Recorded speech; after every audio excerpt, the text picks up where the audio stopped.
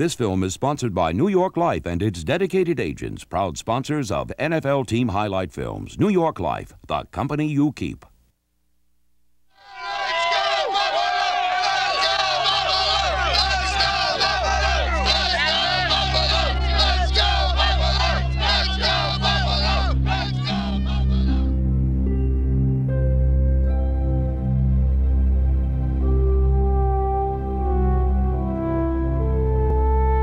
In their third straight trip to football's biggest game, the Buffalo Bills were once again unable to achieve their ultimate dream. But in this latest disappointment came one play that symbolized the character of these Bills. With his team trailing by 5 touchdowns, number 82 Don Beebe ran for dear life to prevent what would have been a meaningless Dallas score. Was it desperation, sheer adrenaline, or much more that drove Don Beebe and the Bills in 1992?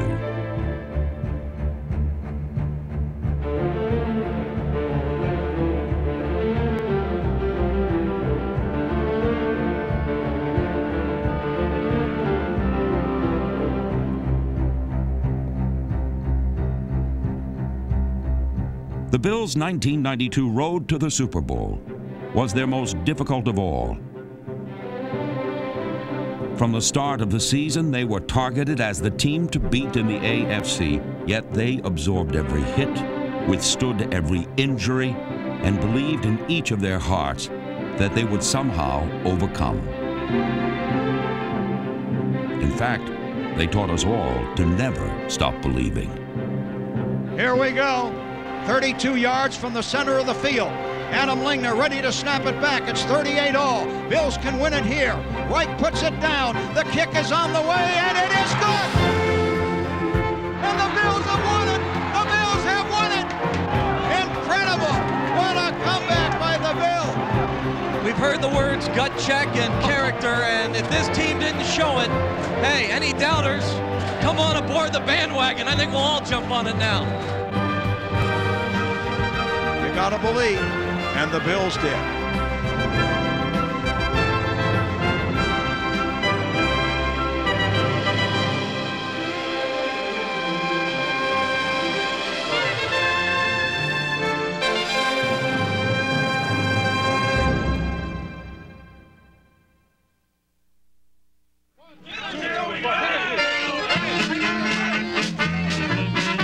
Bills fans once again had plenty to sing about in 1992.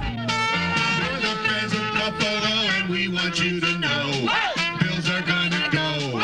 For the 5th straight season, Buffalo's fun-loving faithful led the NFL in total attendance. We will beat all the best. Buffalo's the best.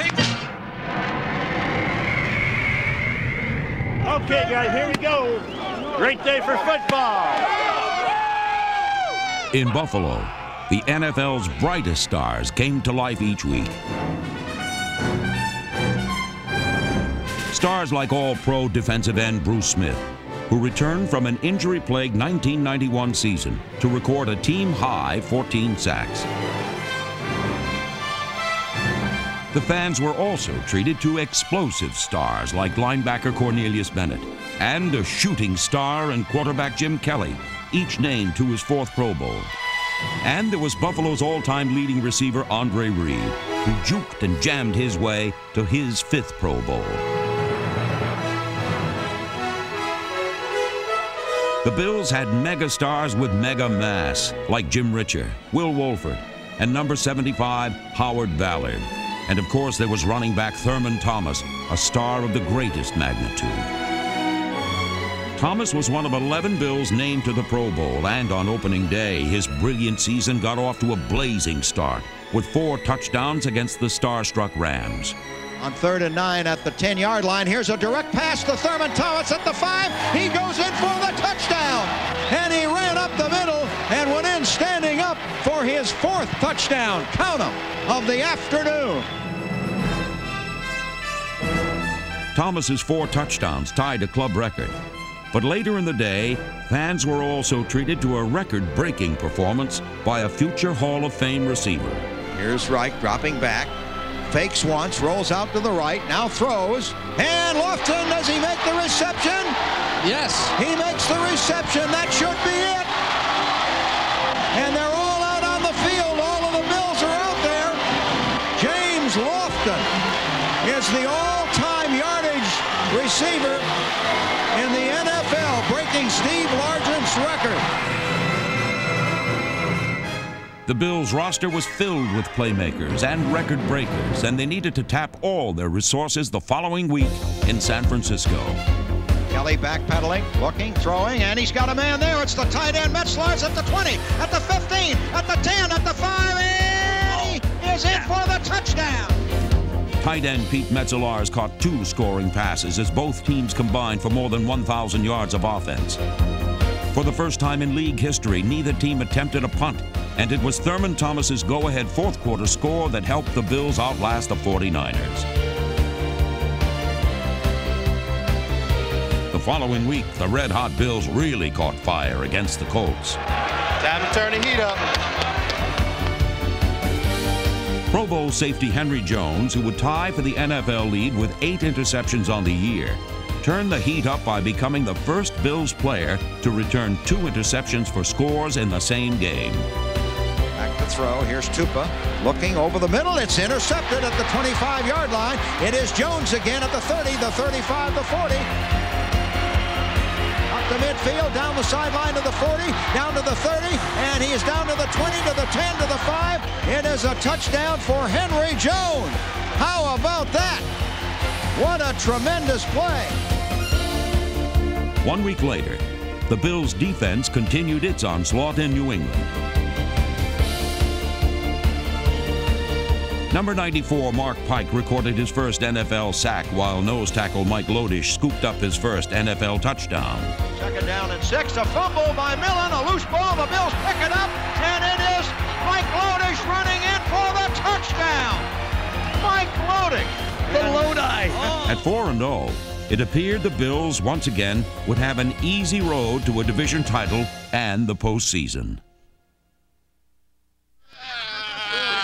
In Week 5, Bills fans welcomed the undefeated Dolphins to a battle for first place. But what appeared to be another routine step to a division title turned out to be a rude awakening for Buffalo.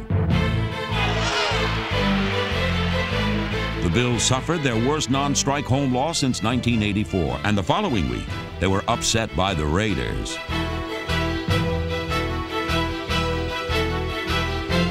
But instead of being disheartened by the losses, the Bills learned from them. And on a Monday night, in their following game, those lessons were put to the test. Trailing by 3 points with just over a minute to play, Jim Kelly battled the clock and the crowd noise to give his team a shot at victory. Kelly has just 4 seconds to take this snap. Gets it off in time. Backing up. Throws. Touchdown! Thurman Thomas caught the ball. It was no surprise that Thurman Thomas was the go-to man in the clutch. No player in the NFL has become more important to his offense. And no player has logged more yards over the past 4 years. 1992 was Thomas's finest season yet, and with it came his most remarkable achievement to date.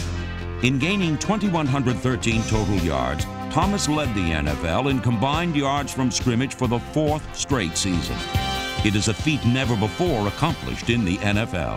Not by Walter Payton, not by Gale Sayers, not by Jim Brown. Thurman Thomas has now taken his place among the great backs of all time. And while his tremendous talents have become well documented, the Bills still possessed a few secret weapons they'd like to go to every now and again. In Week 10, guard Mitch Farrat caught one of his 3 touchdown passes on the year to spark a win over the Steelers and propel the Bills into their critical Monday night rematch with the Dolphins. It's the big time.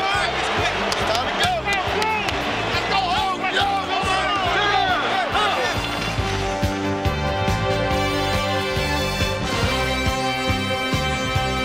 Once again, the Bills fell behind the Dolphins early. And trailing 14-3 in the second quarter, they needed to reach deep inside and rediscover their winning character. Hold on to our boys, that ain't too crazy. Kicker Steve Christie held on to his poise as he booted a club record 54-yard field goal to cut Miami's lead to 8. It was just the spark the Bills needed. Let's go to work now. Let's go to work.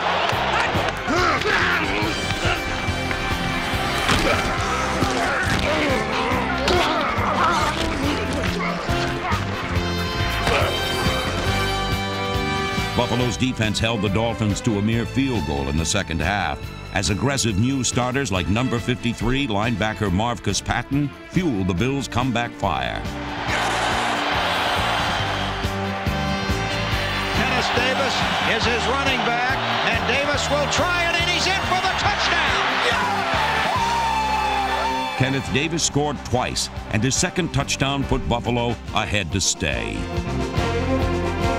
The 8-2 Bills were back on a roll and once again making heads spin around the NFL.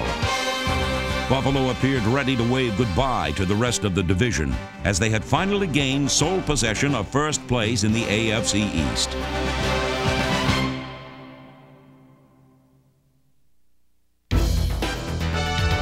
By week 12, no team in football was on a more powerful stampede than Buffalo as the Bills ran their winning streak to 5 by running roughshod over the Falcons. Thurman Thomas and number 23 Kenneth Davis each ran for more than 100 yards in the first half alone as the Bills totaled an incredible 315 rushing yards.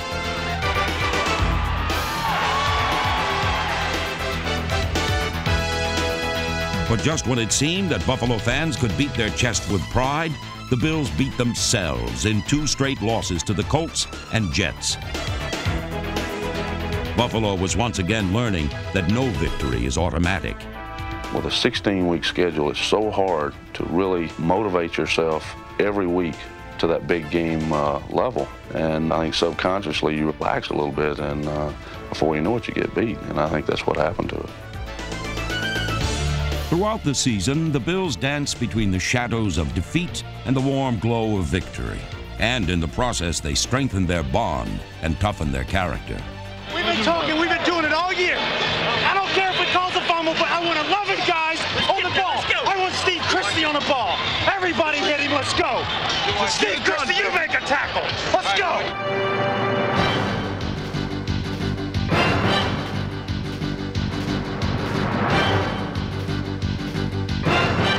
Pro Bowl MVP Steve Tasker epitomized Buffalo's battle-hardened spirit, and others like Chris Hale, Mark Maddox, and Carwell Gardner followed his lead.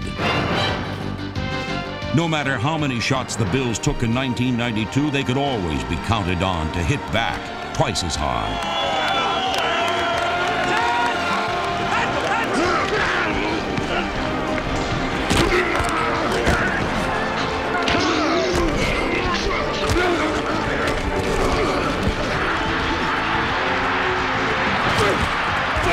Veterans like Darryl Talley taught how to never let up.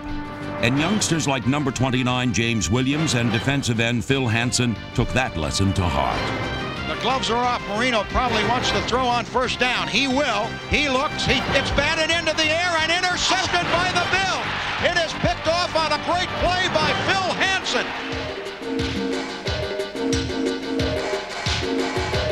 These Bills somehow found ways to reach the unreachable.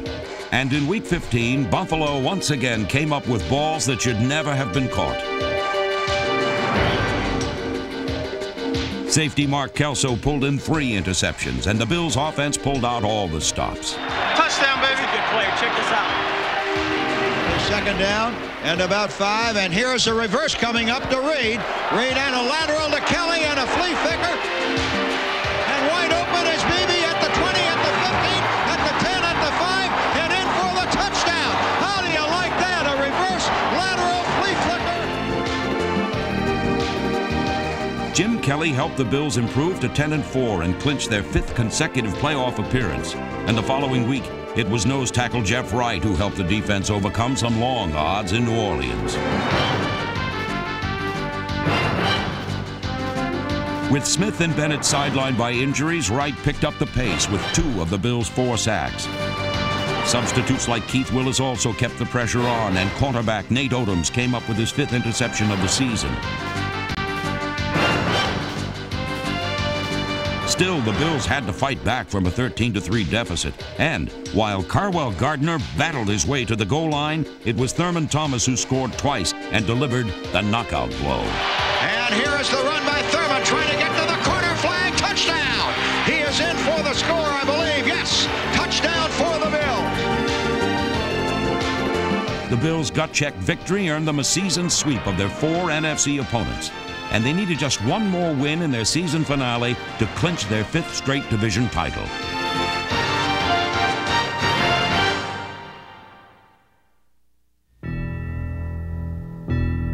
In front of a national Sunday night audience, the Bills' regular season unceremoniously crash-landed. Kelly puts the tight end in motion. He's going to throw.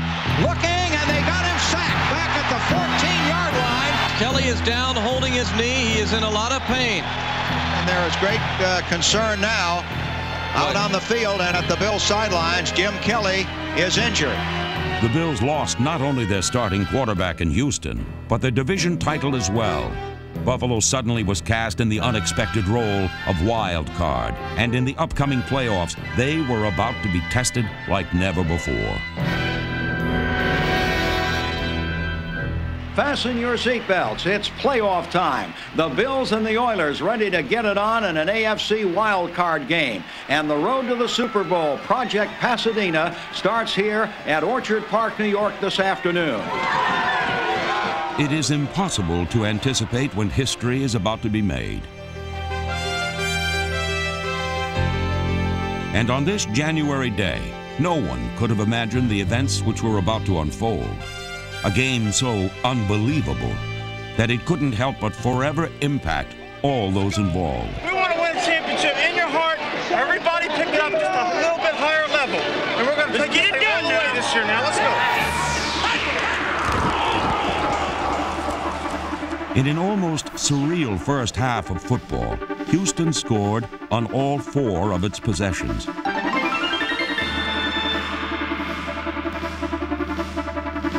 And at the start of the second half, things only grew darker for quarterback Frank Reich and the Bills.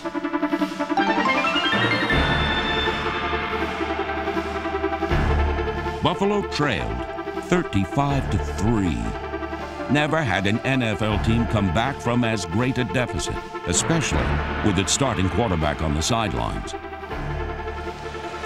What the Bills needed was nothing short of a miracle, and what they got was something straight from over the rainbow.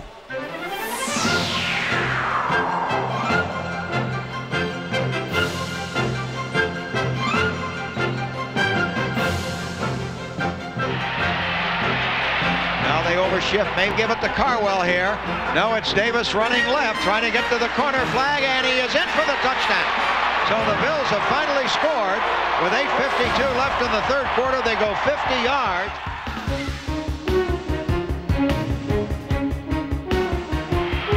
Four-man rush, sails it long. Oh, Beebe at the 10, at the 5, in for the touchdown. John Beebe was wide open, a blown assignment there. Suddenly, Rich Stadium has awakened. Buffalo had indeed awakened. It only seemed like a dream. 4:29 left in the third. Here is Reich, looking to throw, rolls out, throws, down there is Reed at the 5, in for the touchdown. Andre Reed has scored. And now the Bills are back in this game. As this game swung like a tidal wave here at Rich Stadium. And now the Bills trail by 11 points, 35-24. You gotta believe if you're a Bills fan. 4:21 left in the third quarter. Don't go away and fasten your seatbelt. We can overcome, baby. We can overcome this. 4:07 to play in the third quarter. The clock running. Here's Moon to throw. Looking around, throws, and it's deflected and intercepted by Henry Jones at the 40, at the 30, the 25, and down he goes to the 23-yard line. The crowd in a frenzy. Henry Jones set the Bills up once again, but it was a critical fourth down gamble that helped Buffalo maintain momentum. Reich is going to the shotgun. 4th and 5 at the 18. There's the snap. He backs up. He looks. He throws. Reed, touchdown! Reed for the touchdown. Unbelievable! The Bills are back in it now. Big time. It is pandemonium here at Rich Stadium. Pandemonium all over. Good job. Hey, we still got one more. Still got to get one more. Men named Wolford and Hull, Parker and Richer and Ballard poured their guts out up front. And a man named Reich reached into his heart and passed his way into folklore. The Bills were climbing an impassable mountain, and with just over 3 minutes remaining in the fourth quarter, that 32-point deficit officially disappeared. 3 wide receivers, 2 to the right. Back to throw. He looks. He throws. Touchdown! Andre Reed for the touchdown. The Bills have scored. They have scored to take the lead with 3:08 to play in the game. Andre Reed, 3 straight touchdowns, and the Bills are in the lead with 3:08 to play. It is pandemonium. It is pandemonium. It is fantastic. Listen to this crowd. Can we get a do you believe it, Van? Do you believe it? They don't want it, baby. They don't want it. They don't want it, baby. They don't want it. The Oilers did send the game to overtime, and it was there that Nate Odoms made the biggest interception of his career. Looking around, throws, intercepted by the Bills. It is picked off by Odoms. Odom's interception had the Bills poised for victory and realizing what they were about to accomplish.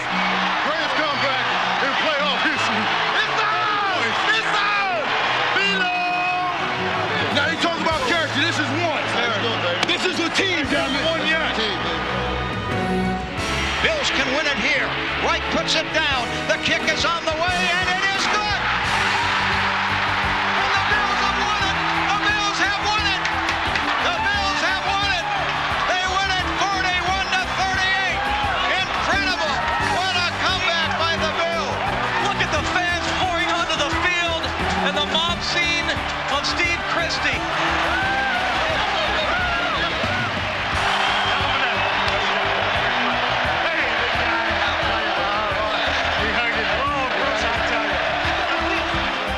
It was more than a victory.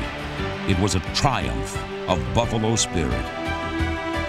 In overcoming a 32-point deficit, Frank Reich and the Bills produced the greatest comeback in NFL history. The emotion of the win propelled Buffalo through the rest of the playoffs.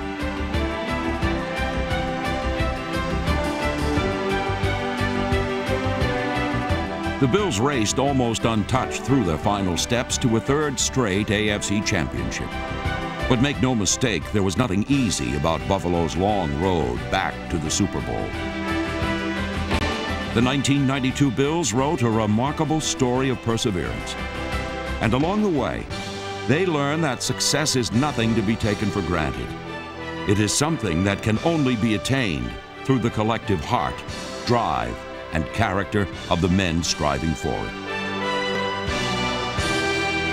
They lived a heartfelt season of hard-earned lessons, one which taught us all that you've gotta believe.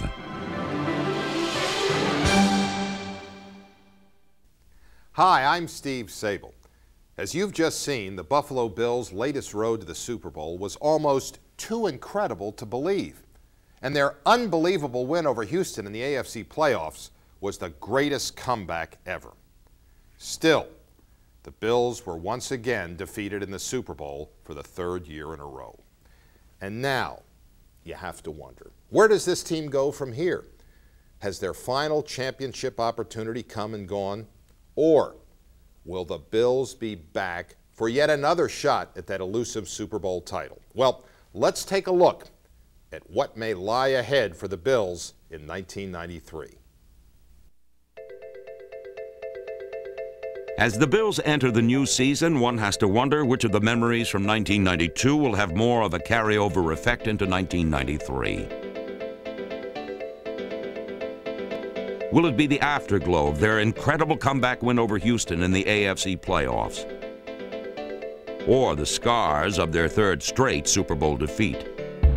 One thing's for certain, the Bills aren't ready to change their formula for success just yet.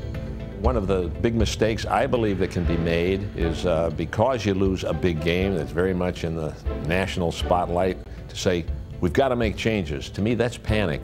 We've won a lot of games doing things the way we do it. We evolve each year. That'll continue to be our approach. Though their philosophy won't change, the Bills are moving forward into new horizons, as the Buffalo landscape will be without the likes of receiver James Lofton, guard Mitch Farraut, and tackle Will Wolford in 1993.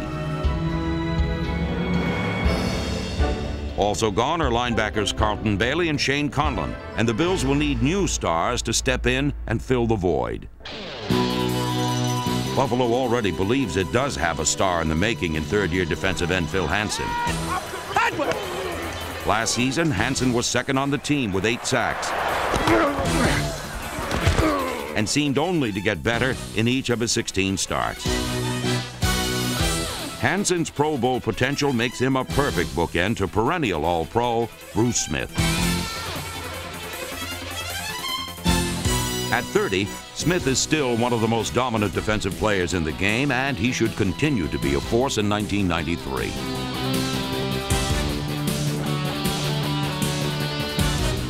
While the Bills will continue to look for Smith to ignite the defense, they can also count on Darryl Talley to spark the team both on and off the field. All right, let's go! Get ready! All right, let's get up and get ready! With Talley and number 97 Pro Bowler Cornelius Bennett, the Bills continue to boast a solid nucleus of linebackers, one which also includes talented youngsters like number 53, Marvcus Patton. The secondary will look for continued improvement with Henry Jones and number 37 Nate Odoms anchoring Buffalo's last line of defense.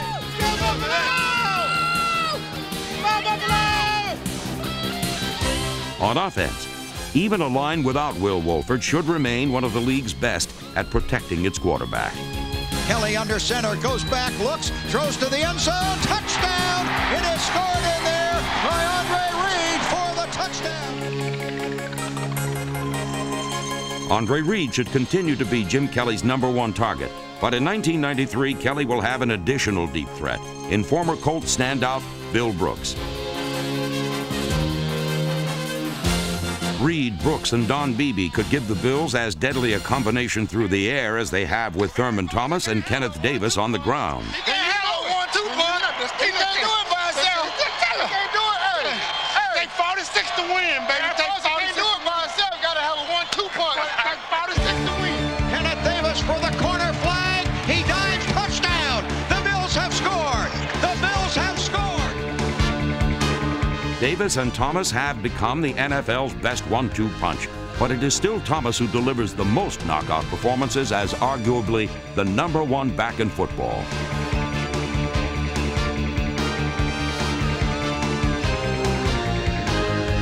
Thomas has led the NFL in combined yards from scrimmage for the past 4 seasons, and there's no reason to believe he can't run that remarkable streak to 5 in 1993. In Thomas, Buffalo possesses football's most dangerous offensive weapon, and as long as he's in the lineup, the Bills should continue to field one of football's most electrifying offenses in 1993. Here's a run by Thurman at the 10, at the 5, and he is in for the touchdown. With such marquee names as Thomas, Kelly, Reed, Smith, and Bennett, the Bills still feature one of the NFL's most star-studded teams. And with all that talent, it isn't hard to imagine Buffalo earning a 4th straight AFC championship and taking one more shot at football's biggest prize. They realize it's difficult to get to the Super Bowl. They worked hard to get there. We got there and still didn't succeed in our task, and I believe they'll do the same thing in preparing for this year's season. They've come up short in 3 straight Super Bowls, but the Bills and their fans aren't ready to be counted out just yet.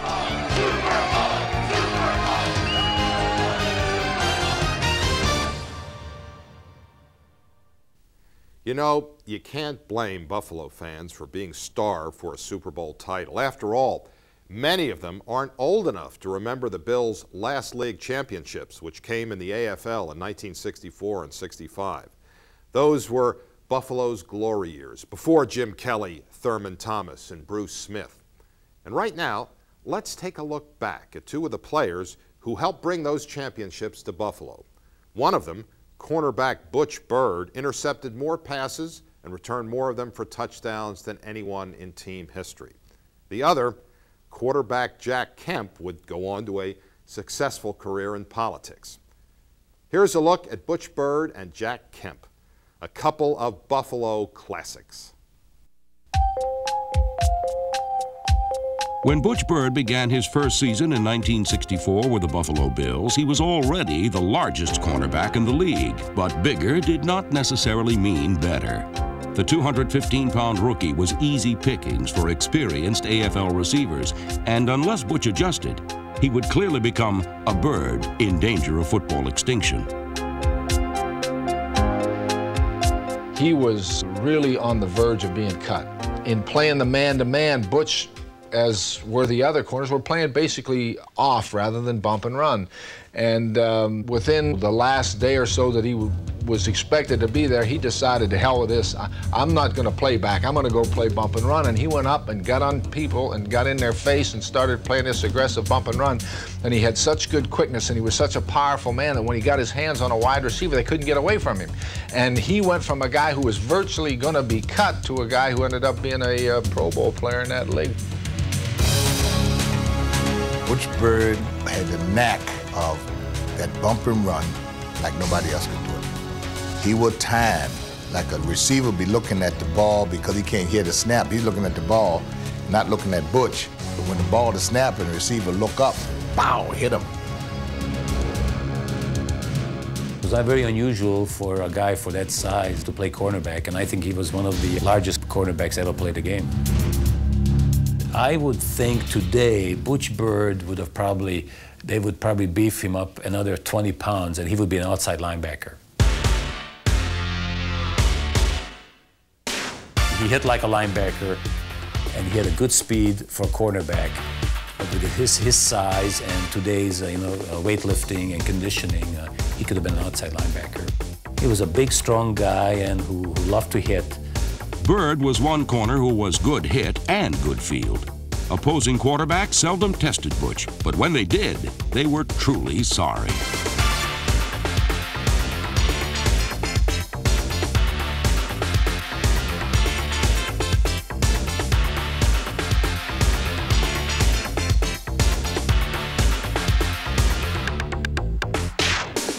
Butch usually played 7-8 yards off the line of scrimmage, and plus he played the right side corner, which also gave him an opportunity to be able to play play with a little bit of recklessness because the quarterbacks were right-handed. And when they had to take a step over to throw, it gave him an extra step to be able to recover on the ball, which made him very successful. Of all Bird's successes, none was sweeter than his performance in the '65 championship game against the cocky and confident Chargers. And I'd gone to a party because I was with the San Diego Chargers for 4 years before that. And Don Norton was there. And he said, you know, I don't care who you think that big balloon head Bird on the corner. If you think he can cover, you're crazy. So Norton's telling me, he says, I can beat him. I'm going to score at least 3 touchdowns on this guy. Norton ended up catching 1 pass for 6 yards in the ball game. And Bird just nailed him. Butch and the Bills shut out San Diego. And then Bird finished off the Chargers with the longest punt return in league championship history. Butch Bird gathers in the ball on his own 26, gets a block from Ed Butowski, and he's off down the sideline. Paul McGuire, steamroller John Hadel and Dave Kasturi, and Bird is in for a 74-yard touchdown. In 7 seasons, Butch made 5 All-Star teams and never missed a starting assignment. And when it came to pass thievery, Bird was the word. More than 2 decades since his retirement, Butch Bird still has more lifetime interceptions than anyone who has ever played for the Buffalo Bills.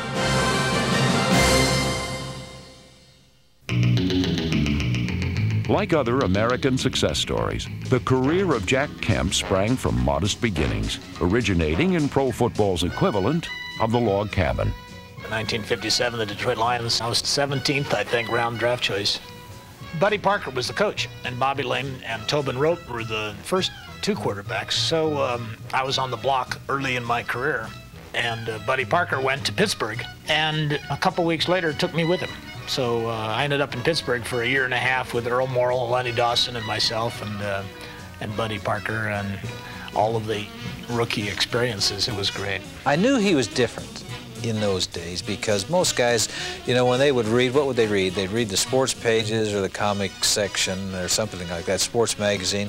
He was reading political books and things like that with no pictures in it. So I knew at that time he was destined for big things. But the Steelers' Buddy Parker did not quite agree with that assessment and released the studious but seldom used Kemp after just one season. I went from the Steelers to the Giants. I punned a little bit and hanging on by the skin of my, teeth. So when the American Football League came along, more teams, more players, more jobs, more opportunities. Sid Gilman took me to the Chargers.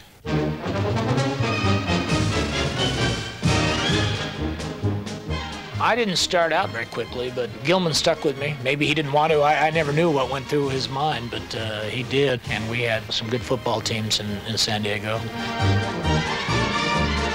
I could throw a football. That's about all I could do at the time. But I think Coach Gilman was able to convert a strong arm into hopefully an accurate one as well. He had, I tell you, he had an arm. The guy could throw the ball through a building. And the first couple of years, he had one speed. That was a problem. I mean, receivers would be coming back and saying, my God, this guy's going to rip my hands apart. Once Kemp was able to put touch in his tosses, the Chargers became one of the AFL's most successful teams. In each of his first two seasons, Kemp guided the team to the Western Division title. And with young and talented players around him, Kemp's future seemed as bright as the San Diego, California sun.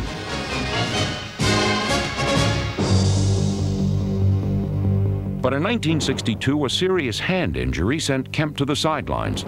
Due to technicalities with injured waivers procedures, the Chargers' Sid Gilman was stunned to learn he had permanently lost the services of his starting quarterback. Jack Kemp was forced to leave his native California to join his new team, the Buffalo Bills.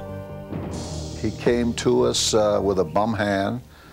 We stayed with him for about 6 or 7 weeks until he began to heal. But about that time, when Jack became well, the fortunes of the Buffalo Bills began to change. With their new quarterback, the Bills became winners, but Kemp, more accustomed to the wide-open style of the Chargers, occasionally disagreed with Saban's more conservative strategies. Jack Kemp as a player was at times very stubborn. I remember one game in which I insisted that he throw a particular pattern. Nothing seemed to happen. I said, Jack, do you mind if we discuss this at halftime? And he says, well, fine, Coach. I'd be very happy to discuss it with you. I said, Jack, I want you to throw 52. I don't want to say it again. And he looked at me and says, but, and I picked him up. And it happened to be an open locker behind him. And I shoved him into the locker. And I says, Jack, do you understand me? He says, yes, sir, Coach. And we threw that pass in the second half. I think he must have rolled up over 100 yards just with that one particular pattern.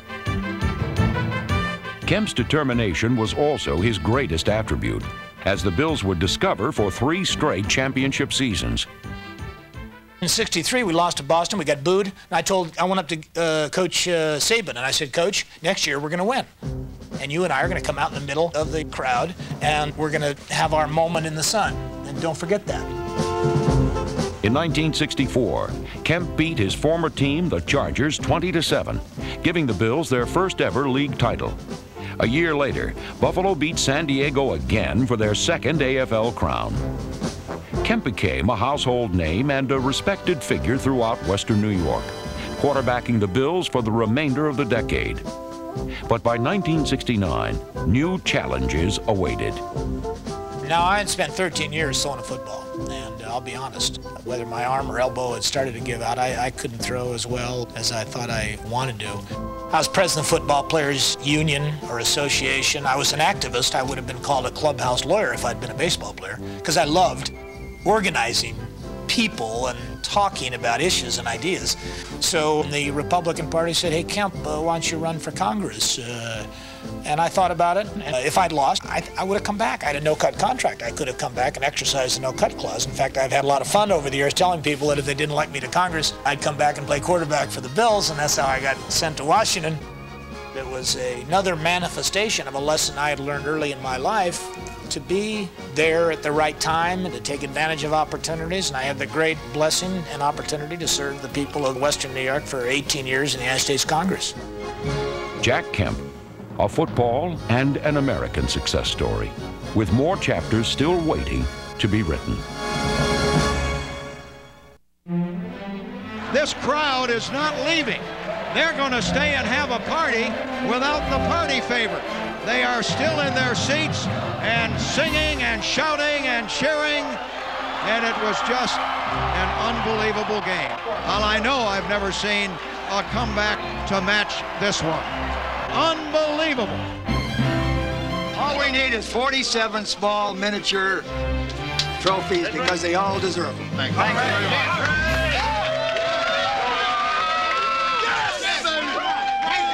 Right here, baby. You guys went 9 quarters.